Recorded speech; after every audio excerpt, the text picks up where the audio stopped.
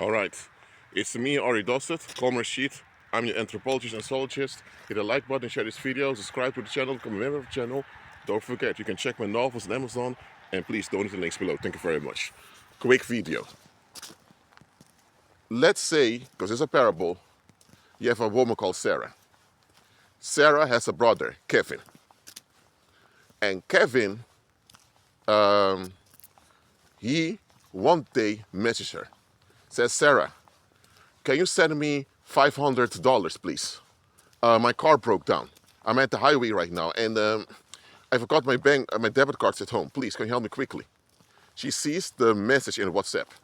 It's a different phone number, and then she asks, "What, Kevin? Why's his number? I just got a new number a few days ago. It's for business, but you know, I have to send a message very quickly, and I also got robbed. So I don't know. Someone took my purse. I don't know where my other phone is. So okay. So Sarah immediately transfers $500 to her. 2 days later, she encounters Kevin and said, "Yo, brother, are you okay?" And Kevin answers, "Yeah, of course I'm okay. What goes on? You just call the $500. You can keep it." And he said, $500? And she said, "Yeah, I sent you $500 when you asked me to because you were on the road." And she showed him the text messages on WhatsApp, and Kevin said, "That's not my number. I don't have a new number, and I was on the road. I don't even have a car anymore. 2 months ago, I gave back the lease car." And Sarah's thinking, "What?" So they filed a police report. What's going on over here? Sarah was scammed.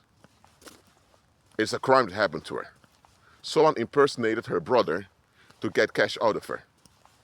Now, what she should have done was, you know what? Let me call Kevin. Or let me do a video call so I can see him in person. If she would have done that, it would have been over. However, psychologically speaking, the profile looks like her brother. The individual even texted in a similar way like her brother. And the story was believable. So that triggered her to just help out who she thought was her brother. But here's the thing. She was not aware that 2 months earlier, Kevin handed back his lease car and Kevin had no car anymore. If she would have known that, and this scam would come with the story of, "Hey, I'm by the road by now, my car broke down, I just got robbed, can you help me?" She would have been the rest of the time, Kevin doesn't have a car anymore. But guess what? She was not aware of this. And listen, in life, you're not aware of everything because you're not God, you're not the Heavenly Father, you're not aware of everything happens on the earth nor in heaven, okay? Now, we're not in heaven, we're on earth, and you're not aware of everything on the earth because you don't see everything, you don't hear everything. You're not God, okay? There are things you simply cannot know, okay? There are things you cannot know, okay? That's why it's called revelation. When something that you couldn't know is exposed to you and now you know it, you got an update of reality. A revelation is not something that never existed and suddenly it exists over there. For example, in this story I told to you, Kevin didn't have a car anymore for a while. Sarah was not aware of that.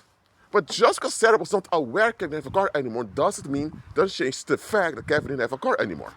But if the fact would have been revealed onto her, this scam artist wouldn't be able to scam her that way. Because the scam wouldn't work. Now, just like with this parable over here, as a believer, you need to act on revelation immediately. Look, I'm not telling you to make decisions in a rush, without thinking, without counsel and all that. Of course, you should pray and fast first. But you do all of that immediately once you get revelation. Immediately you go into fasting and prayer. Immediately you look for wise counsel. Immediately look at alternatives and you take action. Okay, there are people on the earth who think everyone deep down inside once was best. There's a good person. And it's just hard circumstances in life that corrupted them. But if you just reach deep down inside, the goodness will come out. There are people believing that. It sounds cute, it sounds wonderful, but it's simply bullshit. It's not true. Now, the design, male and female, the human species, is correct. However, we're born in the fallen state of the fall of Adam. We already know that about the sin situation, all that. But apart from that, you have people who simply abandon themselves. They abandon themselves. It's one thing when other people abandon you. That's them. That's their pathetic for doing that. But it's a whole other thing when you abandon yourself. You have people who abandon themselves and they become filled with negativity. Such human beings exist. Now, maybe you're not aware such human beings exist yet. But the thing is, just because you're not aware of it doesn't mean they don't exist. You may even encounter them on the street. You may be working with them at the workplace. Once you know that the reprobates exist, whether they're on the level of being a narcissist, sociopath, psychopath, whatever level of reprobation is, once you have the proof in front of you reprobates exist, you need to start moving differently. You need to start reflecting on the people you're dealing with. You need to start looking at yourself. Because if you have faulty thinking about how the world operates, that means you're putting yourself and others at risk. Once you have an update in your knowledge, you need to adapt to the knowledge, improve and update your way of thinking, the way you relate to other people. You need to improve overall as a human being once your knowledge is updated. You cannot receive revelation and just sleep on it. And one day you pick out revelation when you're in time of need. No, that's not how it works. That's not how it works. But that's how a lot of believers treat it. A lot of believers, they get revelation and they don't incorporate revelation in their lives. Okay, let's say you have an auntie. And since a child, you're fond of your auntie. Your auntie always brought cookies, your auntie was always kind, this and that. But then while you were growing up, you noticed that your auntie could be very harsh too towards people. But later you found out your auntie and your uncle divorced. And the man she was married to divorced. And she remarried again, but you hear all this bad stuff about your auntie. Now look, the treatment you got from your auntie when you were a little boy or a little girl, listen, you were a child receiving good, pleasant treatment from a relative. Of course that those are good and nice memories to have. But listen, just because your relative was so kind towards you doesn't mean that they are a kind individual. They behave kind towards you because you were a child, a relative, and they didn't want to get in trouble. But now that you're a grown man, a grown woman, you need to see this relative for what he or she actually is. And if you were a child and they treated you very well, but the more you grew up, the less the quality of treatment decreased. Now you know that it was just manipulation. So once you grow up and you realize your auntie is not what you thought she was, guess what? Adapt. Radically accept what she is, incorporate it in your understanding, and change how you relate to her. She's still your auntie, but she's not that close to you anymore. She's still your auntie, but she's not entitled to call you anytime she wants. She's still your auntie, but you're not going to entrust anything about your life to her. You know what some people do, including some believers?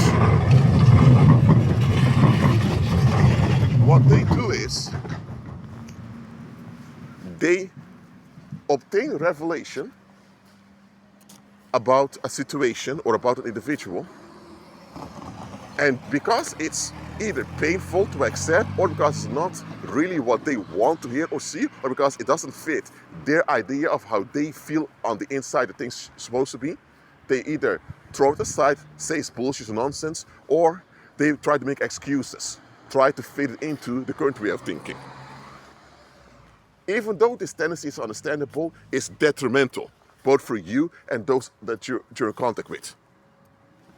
You cannot receive revelation and not incorporate in your knowledge. For example, let's say you're driving on the road and the speed limit used to be 150 kilometers an hour, but since last month it's 120 kilometers an hour. Can you still drive 140 on that road? And if the police stops you and say, but I thought it's 150, the police will say, listen, the government changed the speed limit for the safety on the road. They publicize it everywhere, on social media, everywhere.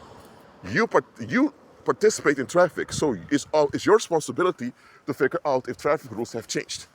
And if traffic rules have changed, you need to adapt with your plans. So normally you could drive to 150 kilometers an hour, race on the road, and get there quickly. Maybe you used to do that, but now you have to realize when you drive on the road, it will take long for you to get to your destination. You need to put in your planning. No police is going to give you an excuse saying, oh, I have no idea. You should have known it because you're participating in traffic. Or none are going to say, yeah, I know it, but it doesn't fit my lifestyle. You think the police are going to hear that? It doesn't fit your lifestyle to obey the traffic rules that are there for the safety of the public? Really? And they're not going to fall for it. Nevertheless, this is a tendency a lot of people have in the world, including too many believers have this tendency. They do not incorporate updates when God has given it to them. The Heavenly Father can show you what people really are. The Heavenly Father can show you what the situation really is. The Heavenly Father can expose things to you through other people, through circumstances.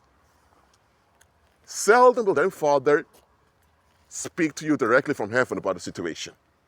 Now with the prophecy data, I'm not saying he can't do it today, but most likely he will just show you through other people, sometimes even unbelievers, what's really going on. Maybe you applied for various jobs. None of the jobs in the city accepted you. And then one day, you hear someone in the train talking very loud. And you're a bit annoyed because you say, hey man, this is a train, man, don't talk so loud. But the individual talks so loud. We're talking about a friend of theirs was on a secret blacklist. And the individual applied for so many jobs and they couldn't get any for over 2 years. And you thought to yourself, hold on a minute. I've been applying for many jobs. I couldn't get anything either, even though I'm qualified, so even overqualified for these positions. Not even a response back. At least you can say, we already have someone for the position, or you don't fit the criteria, whatever. It could be that you're on a blacklist somewhere, unaware, and you were in prayer, and Heavenly Father brought you in a situation where a grandfather triggered this individual to speak too loud to show you that such things are happening. So you may consider, maybe this is happening to me too. That's how sometimes God can work. Okay, so you just need to be sensitive and open to receive when God is giving you updates. When God gives you updates, you act on it. You go into prayer, fasting, you look for wise counsel, you check the alternatives, and then you begin to act on what's best for you. Not what's right, but what is best. If you don't act on revelation, you are the problem. And that is the issue of so many believers. Too many believers have an outdated view of life.